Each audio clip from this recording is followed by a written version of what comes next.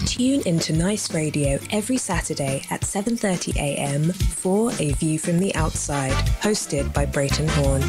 A View from the Outside takes a look at key issues affecting St. Vincent and the Grenadines and gives a global perspective on how these issues are viewed. Host Brereton Horne will examine a variety of topics to enlighten, stimulate debate, and explore solutions. Hear the facts, hear the real-life stories, hear A View from the Outside.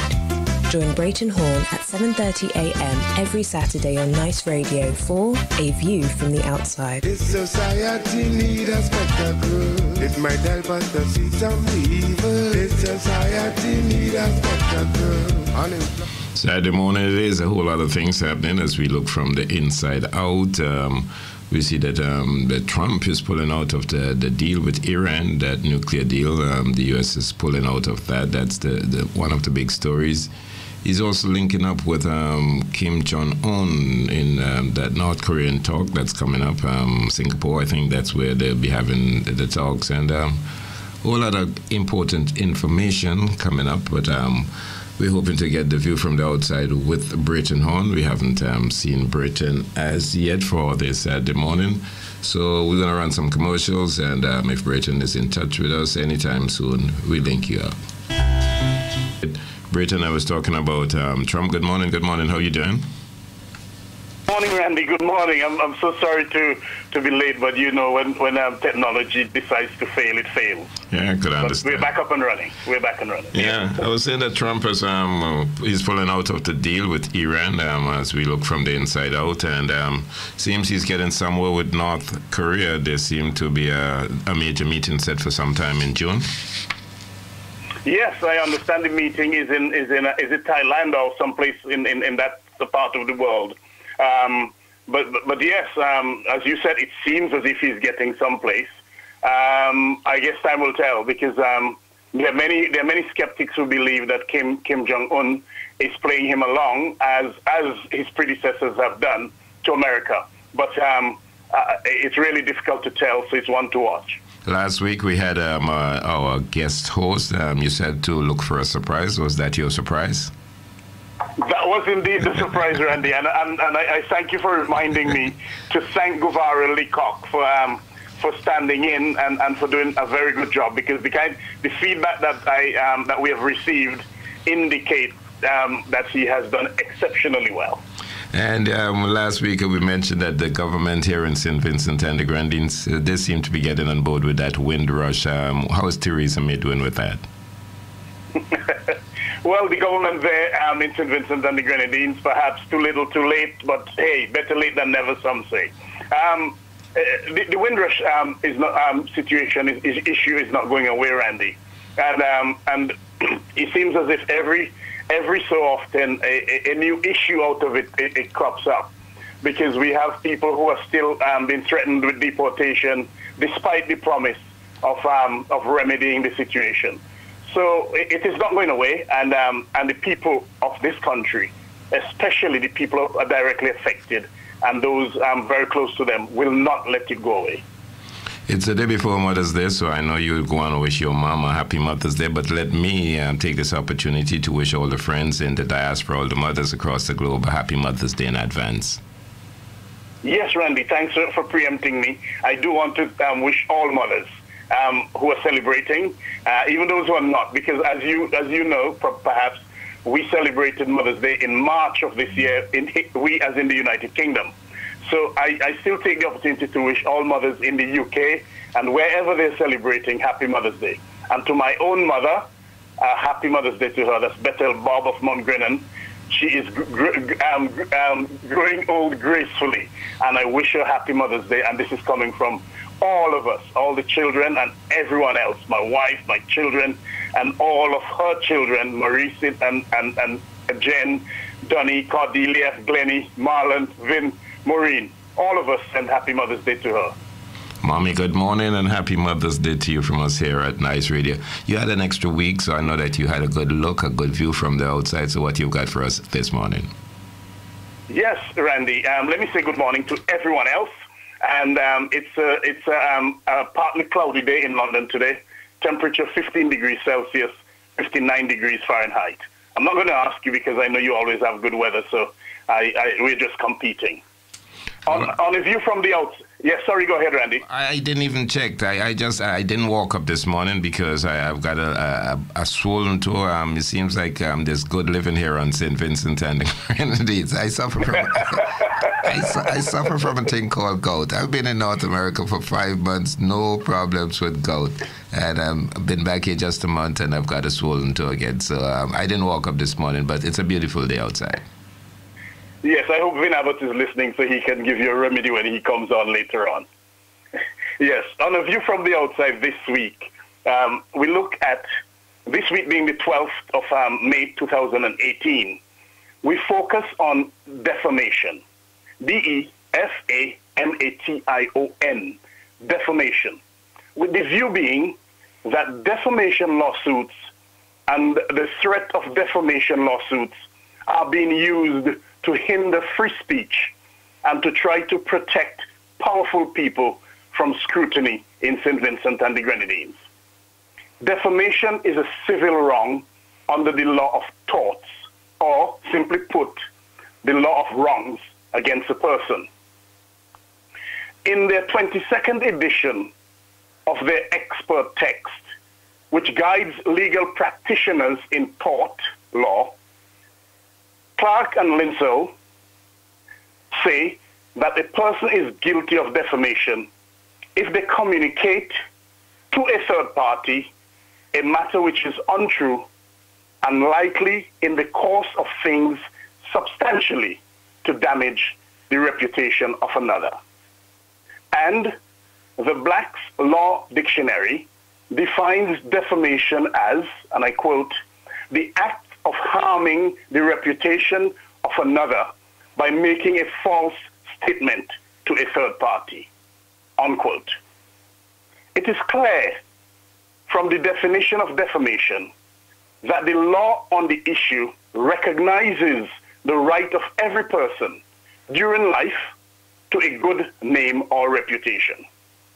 The law on defamation is meant to protect reputation. The purpose of the law is also to strike a balance between freedom of speech and the right to reputation. Defamation has two components. These are slander and libel. Slander is oral defamation or spoken words.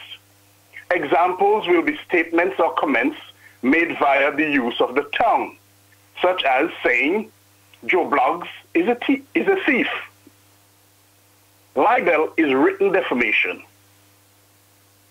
or written words. Example will be a statement or a comment that is written in the newspaper article, such as Joe Bloggs is a thief.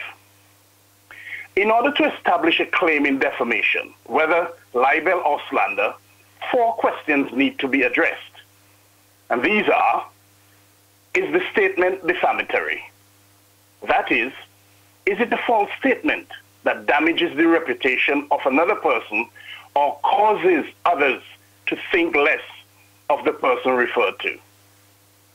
Does the statement refer to the party who claims he or she has been defamed? Has the statement been published orally, in written form, or both? Are there any defenses available to the person who is said to have committed the defamation? It is important to note that what the law of defamation is suggesting is that a person who wishes to bring a claim to protect their reputation must, in the first place, have a reputation or self-esteem to defend. Their interest, it would seem, is to prevent others from forming bad views about them based on the statement made. It is also important to note that it is quite possible for someone who otherwise has a terrible reputation to bring a successful claim in defamation. Another important thing to note about defamation is that it is quite expensive to bring a claim, and it is more often than not the rich and powerful who bring a claim against someone. And one other thing, which is noteworthy, is that if someone succeeds in bringing a defamation claim, and it later comes to light that that person lied on oath in order to succeed, then that person can be prosecuted for perjury, and if convicted, can end up in prison. That is exactly what happened to the British politician and novelist Jeffrey Archer, when in 2001 he was jailed for 4 years for lies which he told in a libel suit against a national newspaper in the United Kingdom 14 years before that, when he won damages of £500,000. In sentencing him at his criminal trial, the judge told him that if the libel jury had seen the evidence he had seen, and I quote the judge here, he said, it is unlikely in the extreme you would have succeeded. Since the Unity Labour Party, the ULP government, has taken the reins of power, the reins of government, or power as they are known to say, in St. Vincent and the Grenadines, its leader and the country's Prime Minister, Dr. Ralph Gonsalves, has brought and threatened to bring several defamation lawsuits against several Vincentians and businesses. He has done so more particularly against media establishments in St. Vincent and the Grenadines, and specifically against the broadcasting entity, NiceRadio. He has won several lawsuits and has been paid hundreds of thousands of dollars. Most of this money was raised off the backs and goodwill of many Vincentians, both at home and abroad. The latest of these threats of a defamation lawsuit has again been against NiceRadio and a host of the New Times program, a daytime talk show program sponsored by the New Democratic Party, the NDP, Colin Graham, based on statements made by a caller from the Vincentian diaspora. Many will remember that the courts in St. Vincent and the Grenadines awarded Dr. Gonsalves hundreds of thousands of dollars on at least 2 occasions for defamation claims which he brought against NiceRadio, former host of the New Times program, Eduardo E.G. Lynch, now deceased, and former host of the Stay Awake program, Matthew Thomas. As a result of these defamation lawsuits, many have said it appears that Dr. Ralph Gonsalves is determined to bring NiceRadio, the NDP, and selective citizens of St. Vincent and the Grenadines to their knees. Many have said that Dr. Gonsalves sees NiceRadio as the main outlet to opposition opinion in the country, and as such, he is intent on putting it out of business. Whether that is his intention or not, it is certainly the belief of many. What we have here is the Prime Minister of a country suing its citizens and small businesses and driving fear into them by the continual threat of further lawsuits. Whilst in this vein, we, on A View from the Outside, wish to make it clear that we do not wish to encourage any Vincentian, or anyone for that matter, to make statements about others which are false or which they cannot prove. That said, context sometimes means a lot when analyzing situation. In our view, on A View from the Outside, not every legal right is a moral right. Following from that, we say that not every appearance of defamation ought to be pursued, and we suggest that to do so is simply a waste of the court's precious time. intimidation, and an abuse of power. While the claimant in a defamation lawsuit does not have to prove anything other than to show that the statement was made and published, that the said statement referred to them, and that it caused or is likely to cause harm to their reputation. If there is any merit or truth to the statement, the claimant will most likely lose the claim. It therefore means that if someone sues you and you can prove that the statement for which you're sued is true, then the person who sues you will lose their case and may well be ordered to pay your legal costs. With that in mind, when certain statements are made and those statements appear on the face of it to be defamatory, and the person against whom those statements are made fails to take any action, then it is reasonable to assume that those statements are true. It is certainly disheartening, distasteful, and disconcerting that the sitting Prime Minister, who claims to love the poor, would go to no ends to sue citizens and small businesses in the country which he governs. Many see this practice as nothing but shameful at best. Many see it as a means of trying to protect himself and those other powerful people close to him from scrutiny.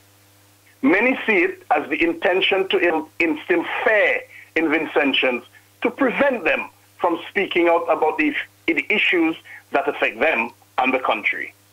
Many see it as the intention to perpetuate the fear that is stalking the land in St. Vincent and the Grenadines.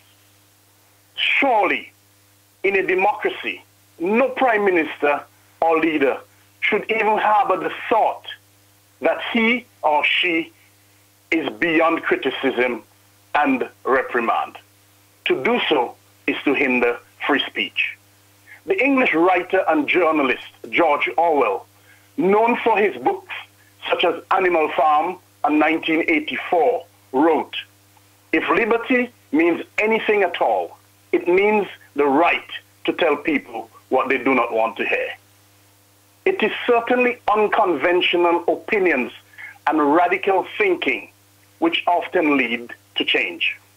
We, as Vincentians, can therefore speak up and speak out to those in power by telling them what they do not want to hear. No matter how they try to curb us, we can tell them how terrible and unsatisfactory their governance of the country is. We can tell them how unhappy we are about the state of the country's economy. We can tell them how alarmingly high unemployment in the country is. We can tell them how frustrated and dissatisfied the unemployed youths in the country are. We can tell them how hurt we are about the rapid increase in rape and sexual abuse in St. Vincent and the Grenadines, and how fearful women and girls are for their safety, and how their safety is being threatened on a daily basis.